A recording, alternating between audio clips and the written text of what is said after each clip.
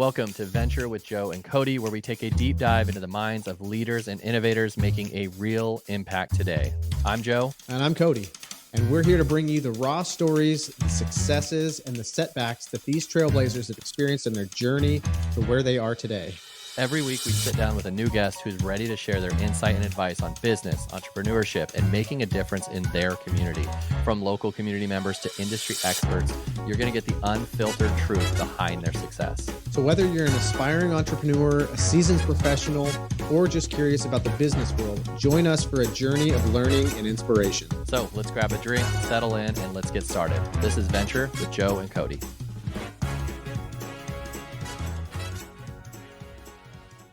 That makes them do it. And two, what got you into what you're doing? Like, what would you suggest to people that are in that kind of maybe realm of like, man, I'm struggling with business. Ooh, look at this shiny object over here. Yeah. You know, this lending company is promising me this. I think that happens in real estate too. But in the lending side particularly, what would you suggest to people that are on that, maybe like, things are struggling, but my buddy said that this company is going to make my life, you know? Like, tell me a little bit about kind of your journey and then what you would suggest to people that are thinking that. Yeah, that's a good question. And it's definitely something that comes up a lot. My first, started and I was with the company for like 6 months and then went to another company, not based on anything other than just pairing up with my friend who wanted to kind of create more of a team feel to it. And then shortly after, there were some internal rumors that things were going to get shut down. So then we had to go to another company. And then I was there for about 2.5 years, I think it was. And then I went to the next company for like 6 years, 6.5 years. I do not like changing companies at all. As much as I don't mind bouncing around industries and, trying to find that right fit. Once I found where I wanted to be in the career that I was in, changing companies it's tough. You got you're changing your email because everything's through company email. You're changing who who your people are. Like everything changes. And yeah, you might get some flashy new things. But I think what people end up changing for is running into struggles with certain loan types. Maybe it could be interest rates. Maybe it could be they don't offer a certain program. It might be that it seems like every loan that they do, they just have a hard time getting it closed on time or whatever it might be. I think the people that bounce around a lot, in my opinion, it's because things don't seem to be working right. So I'm going to go to this place because this one seems to be the right fit. Yeah. And then if that doesn't work after a year or so, then they go to the next place, hoping for something that's going to change.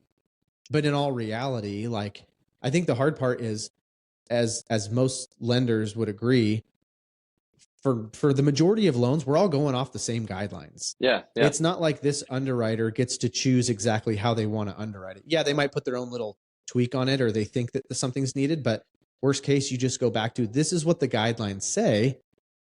So why are we asking for this? So I think at times it can feel like I just can't seem to get anywhere. So I'm going to go to the next place, or this company doesn't offer this thing. And I'm talking to this other lender and they have all these cool features and I want that. Like I want my company to take care of me. I think that there's definitely a balance between figuring out what you need to run your business versus what's being offered out there. Because you can go to a lot of places that have some really cool features and really cool stuff. But the other thing that I don't think gets viewed enough or looked at is there's a cost for all of that. So if you have all these really cool features and everything, it's coming out of somebody's pay, right? It means that the interest rates are going to be a little bit higher maybe, or the pay is going to be a little bit lower because this company can't invest $1 million a year in this program or product and just eat that cost. Like it's getting passed down. So I think there's pros and cons with everything.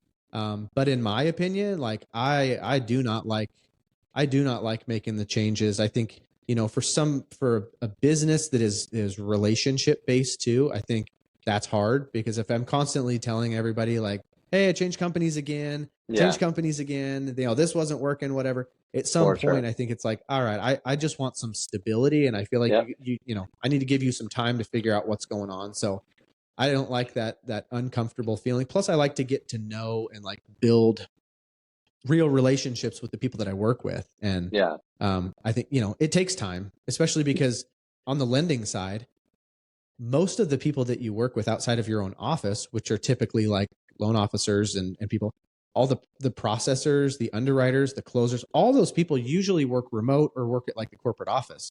So it's not like you get to see them all the time. So it takes time to build those relationships and grow and understand how each other work. And so, yeah, Yeah, I think that the shiny object thing is real in our industry. If you yeah, just kind of see, especially when times get tough, it's like, well, I look at this successful person over here. They're working for this company. yeah, This must be the company to work for. And I really do uh-huh, think it's like, I'm the same. I don't like changing at all. And I've changed uh-huh, 3 times, and I hate even saying three because uh-huh, it was just based on my prior career, but it was yeah, nothing to do with like trying to chase the shiny object. hmm, Um, but yeah, I would say that, for the most part, it's like stick to it. Because if something's wrong, it's probably with your yeah, business, not the company. yep, Um, that's yeah, what I've seen in real estate, uh-huh, and I see it from lenders. It's like you left because of what? right, Because like you said, most offer pretty similar stuff. Some were, unless you're passionate about a HELOC, right, and this company doesn't offer a HELOC, it's like you would have known that anyway. But it's like yes. none of that is factors in. But running your business is kind of. Would you say that lending? Do they kind of have a similar structure, or are you seeing vast discrepancies? Like I'm trying to think of what Christina got. Like she got salary plus commission at the time. I know Hmm. that changes through life. She was with a big bank, so it was Yeah, a little bit different in inbound mortgage calls. uh-huh. Um, so hers was a little different. But do you see? I don't know. Like, what are people going for? Are they going for these signing bonuses? Are they going like Yeah, what there is was a it? there was a time there. I don't think it's, I mean, if you're a high producing person, you're probably going to get a good signing bonus if you were to go somewhere else, because that company knows, we're going to get a lot of volume from you. So Okay. we're going to kind of help entice you. Um I think most companies, at least the ones that I've worked for, it's there's a draw process. So it's like you get paid minimum wage, for example. So if Yeah. you don't close a single loan, you get paid minimum wage. And then if you close a loan the next month, now that draw that you got from the previous month, that comes out of your next month's commission. So Okay. you need to essentially be closing a loan per month, but they do have it set up to where it's kind of a safeguard. Like if you don't close a loan in a month, you're still going to get paid, but you Yeah. eventually have to pay that back. So I And think is that's that how mostly the most, same? Like most lenders do that? yeah, I think that's kind of the most common thing. I know there are some lenders that offer more of a base type salary. And then once you hit a certain amount in closed loans, then you get commission on top of that. So Okay. it's less of a heavily commissioned side of things. It's more of like kind of a 50-50. Like your base is it's going to always be there. But in order to make commission, you might have to close 2 or 3 loans in a month in order to get that check. So it incentivizes them to not just live off the base, but to get enough going. So I think in general, I think it's usually some type of form in between that. So Okay. obviously the goal is to be commission. Like that's where people make money, because Yeah. that's the hard part of the job is getting it to the finish line. So the more you can do, and they'll usually have different tiers. So the more you close in a month, it's going to bump up the amount that you get paid per loan. So, but I think signing bonuses, like especially back in the COVID days, say 2017 to 21, maybe, just kind of throwing out a ballpark range there. I think if you were a good high producing loan officer and you had a company that was recruiting you, you're probably going to get paid some decent money to move over there. But a lot of times they'll stick on a 2-year commitment. Otherwise, you have to Okay. pay that back, right? So it's I not see. just like we're throwing you money to come over here and you can leave us in 6 months. It's they're investing in that person, hoping and thinking that they're going to be there for the long haul. But I think like you said, the shiny new object thing, I think that's definitely real. Hmm. And I think over the last couple years, it's things have thinned out more. It's way harder than it was in years Yeah. prior. As you've seen on the real estate side of it too, it's just harder. So really diving into your business I think is always the best thing, because there's always going to, no company is going to offer every single thing and give you the best pay and have all the best rates and all that stuff. It's like something that your company offers is going to compromise another thing. So you kind of have to just take like, what do I want and need overall the most? If it's just strictly getting paid the absolute most, okay, great. This company might offer it, but you may not have any other types of resources. Or I want all the resources, but then maybe I'm not going to get paid as much. So it's finding that balance, I think. And one thing that I would encourage if any loan officer is looking at this or thinking about it, just do your research on multiple companies. Don't take the one loan officer's word for it. Like, do a deep dive into it, figure out what the process is like. What do they offer? What do they pay? All these things, because the last thing you want to do is make the move to somewhere and then find out 6 months into it, like, this is not what I was hoping for, but I don't want to change companies again, but I also don't want to stay here. So taking that extra time to really look into it, build those relationships, figure out who you can trust and move from there. But it's, yeah. What would you say, I'm sure you had years that you struggled, probably your first few years what would you say, can you kind of talk about some of the struggles that you had? Just 'cause I think it's good for people to see, we always hear the success stories and hear the end, and never really hear the beginning, and kind of, for someone that's out there maybe struggling or maybe starting to get in this industry and kind of like, okay, am I doing the right thing? Like, what sort of struggles did you have, or what were your biggest struggles leading up to where you are at now? Yeah, I would say one of my biggest struggles initially, and I guess it kind of continues on throughout. I think we all want someone or like to just tell us, like, tell me what's the magical thing that I'm supposed to do that's supposed to bring in all the business. And it comes down to just doing, making phone calls, getting out in front of people, networking with people, like building relationships. So I think initially it's like, I didn't necessarily have a lot of direction when I first started, of like, it was kind of more like, make calls, go meet people. Okay, cool. Where, who do I, what's the best person to look for and talk to? So I think for me, the struggle was just kind of like fumbling my way through it and figuring out, like, there's no wrong way to network with people. There's no person that doesn't know a person that might be buying in the next year, right? I think we kind of, as lenders, get pigeonholed into, real estate agents are a great referral source for us because you, as a real estate agent, are looking for buyers. We're looking for buyers too. So I think we kind of get too focused on that instead of thinking outside of the box a little bit more, like financial planners, CPAs, business owners. Like, it doesn't have to be anything fancy. It's just the more people that you can contact and talk to and build relationships with, the better opportunities you're going to have. And I wish that early on that would have been explained to me. And that's, I'm not going to lie, that's something I have to constantly remind myself of too. Like, there is no specific person that I should be targeting or trying to connect with. It's anybody and everybody. I mean, sometimes I'll get a client from my wife's friend that she's in a mom's group with, right? Like, you just don't know who it's going to be, but just continuing to be in it and don't be afraid to hear the no's. And that's, again, something I always have to tell myself, because nobody likes to get rejected.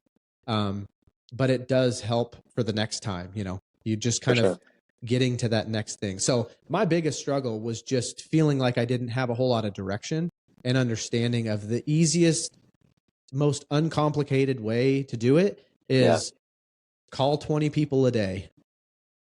Doesn't matter if you already know them, doesn't matter if you don't know them. Like, start with that. If you accomplish that every day for 6 months, I guarantee you're going to have more business just from those relationships that you're building. And then you can kind of start to invest money into the business and figure out different ways. Because I know for me, when I first started, I didn't have any money. So it's like, I can't just spend hundreds of dollars per month on a lead generation or marketing materials or anything. So I got to do this the cheapest way possible, because don't have the money. You can reinvest down the road when you feel like it's working. But I'd say for anybody that's looking to get into it, like, make a lot of phone calls, stop by businesses, network with the people that you already know and like and trust. Yeah. And, if you're an athlete and you like to play basketball on the side, like work that conversation into it. If it's For sure. church or if it's whatever it is that you like to do, like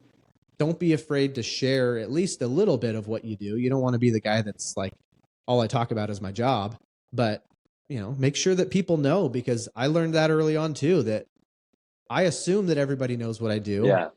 But I could tell somebody that I'm a loan officer and they in one ear and out the other. They're like, Yeah. I don't even know what the heck that is. And then, then I see them go buy a house and get their financing through somebody else. And I'm like, hey, what happened? Oh, I didn't even realize that's what you did. Like, I knew you were kind of in the industry. So I think sometimes it's just being very simple about it too. Like, what you do, what you provide. For sure. Like, I think the downside to that is especially new people. Again, it comes from that desperation of getting clients. Is like, you think like, what am I gonna? How do I introduce real estate? You say call 20 people. It's like, but it's not even that. And especially now, like I went to a class that basically talked about texting. Especially our generation is like, if you don't feel comfortable calling, just text, but reach out and just say hi. Yes. Like, it doesn't always have to be like, are you looking to buy or sell? Or is your friend looking to buy or sell? Like, if you can end the conversation, what I found is the more I end the conversation of just like, hey, great talking to you, see you later. It brought them back, like, because they just knew me. And even when they had that feeling at the beginning, oh, Joe's in a new industry. I saw it on social media. Joe's learning to be a real estate agent. Now he's texting me and seeing how I'm doing. When you just end and like, hey, cool, talk to you soon. They're like, oh, wow, he just did want to just talk to me. Right. And it's really just, it's a long game. And you probably know this in this industry, it's not going to be like, you're not setting up a store that says, come buy my shoes or come, and you need that, like, immediate sale. It's a long game. And this networking will, though that day, the 20 people you talk to, or however many people you talk to didn't want to buy or sell, that 6 months from now could be that, the reason they came to you. So you're right. It's like playing that long game. Do not get desperate. Don't start, marketing yourself, throwing cards at them all the time. Like, do you have any family, friends? Like the desperation comes off on you when you're that way. So really keep the conversation casual and just keep in touch with more people than you want to necessarily. Because we all get in our little, we've got our friends. It's like, I don't want to call these people. Well, it's part of business, but treat them like a friend, like, and just don't overthink it. Like, that's just it. Keep the relationship part of it there. And I think what you said is a huge mental factor. It's a long game. Like, you have to really be committed to knowing that I might not see anything from this for a year or 2 or 3 years. Like, it's just building the relationships. And if they like you enough and want to continue to grow in a relationship with you, eventually it's going to come out what you end up doing for work and how you can help people and their life situations changed. And, just being there and being genuine about it, I think is the way to go. I think you're going to turn less people off rather than like you said, that upfront, like, this is what I'm doing, this is what I mean. And every time you talk to them, it's about trying to get the next sale. It's like, I don't want to take this person's phone call because I know this is all it's going to be. And, and it's hard to, finding that balance for us of like, I am working. Yeah. So I do want to talk about my work, but at the same time, I also don't want you to feel like, oh boy, here comes another sales pitch. Yep. I was going to say the same thing. Like, there's multiple ways to be successful in this industry, and I'm not knocking the door, knocking the cold calling or whatever, but I think you were on the same page as that's not me. Like, and I went into this knowing, hey, I'm going to start my business slower. It's not going to jump off right away. Yeah. But I'm going to do it how I want to do it. I'm going to do it how it matches my personality. Will I have to push myself out of my comfort zone and do things I wouldn't want to do? Yes. But am I going to cold call 1,500 people a day? I can't. Right. I won't do it. Like, you can tell me it works. I know it works. I've seen the stats. I've seen agents that are super successful. But I think, I guess there's two parts to my thing. Is one, stay encouraged with who you are and stay confident in who you are, and market how you are. Because the more natural you can make it, like for me, it was just reaching out to people. and saying, Yeah. hey, what's going on? How are you doing? Love to meet up. No big deal. If you don't, and just leaving it. And it Hmm. almost like leaving it meant more to people that they're like, okay, he's not trying to sell anything. And Right. then they were just like, he's just trying to be a good guy, trying to see Yeah. how I'm doing. And Yeah. so for me, that worked. Did it take longer? Yes. Then cold calling 800 people? Yes, it Hmm. did. But Hmm. I think what I did was I felt like I built more of a solid base of people Right. when you can treat them like people, And so I think Yeah. we get maybe in the same in the lending is like, don't get discouraged when people like you see these YouTube things of like, you have to do 800 door knocking, Hmm. 700 cold calls a day. Yes, you can. To be successful right away, the Right. odds are the odds are in your favor if you can do Yeah. that. But Yeah. will you be able to do that for a long period of time? Hmm. Probably not. Like some people can. I cannot. Right. Like I'd be Yeah. out of this industry already if that was the Yeah. requirement for me. So, Uh-huh. Yeah. um, I so think it's anyways, leaning into same for what you. you're, yeah, leaning into what you're good at, what you're comfortable with. Because like you said, you're just going to burn out. If Yeah. cold calling is intimidating to you, then maybe don't do that. Maybe try to push yourself a little bit and maybe Yeah. do one or two a day just to kind of get over that hump. But overall, like if that's not what you think you can do, then don't do it. Like lean Yep. into what you feel like is comfortable for you. And then hopefully it can kind of build from there. Cause I know Yeah. there are plenty of sales tactics that I am not comfortable with. And, Yeah. like I don't want to shy away from it because I want to feel like I have a variety of different ways that I can go about things. But at the same time, I'm like, I'll do that for a week or maybe 2 weeks and I'm burnt out and I'm like, this doesn't feel right to Yeah. me. And I don't want any part of it. Like you said, it's a long game. So doing what you want to do and enjoy doing while still incorporating it into your business, I think is what's going to help prevent burnout and just the Yeah. frustration. Because it is. I mean, it's super frustrating. You go through weeks and months and years of putting in all this hard work that nobody sees but you Mm-hmm. to see very little return at times. And you're Yeah. like, man, I don't know what else to do here, And so it's For like, sure. I think sometimes you got to pivot and change with the market and what's going on. But Yeah, there is overall, no if you can, get rich quick. There isn't, no, and you have to be wanting to do. And that's what I found, and we can talk about, in another time when we talk about my stuff is, yeah, and probably it's very similar to yours, but the social media for me was something I enjoyed. mm-hmm. So I knew that, it was a long game, and I'm like, I'm not going to be able to do cold calling long game. I'm not going to door knock Yeah, for 6 months, 8 months, because even those things, you could get one or two clients depending on how many you call a week. mm-hmm. But man, like it could take a long time with that. Like Yeah, nothing in our industry, whether it's mailers, social media, all that stuff is going to be like, man, I just got 300 calls because of my yeah, one video that I posted last week. yeah, Um, and you have to want to do it. You've got uh-huh, to want, because there's going to be times where you're going to sit around for 3 months and be like, why am I doing this? Like, yeah, but it's like, I enjoy it. I have seen success and it will uh-huh, work. Like, because other agents and lenders have done it. So it's like, yeah, it's trusting what you do, but doing what you like actually can do for a long yeah, period of time. So mm-hmm. Yep. Because yeah, yeah, it gets tough. It gets challenging for sure. sure. Well, any But final words that you have for anyone that's like thinking of getting in the industry, that's in the industry and struggling, or, anything that you can give advice to kind of spur them along or help them, yeah, yeah.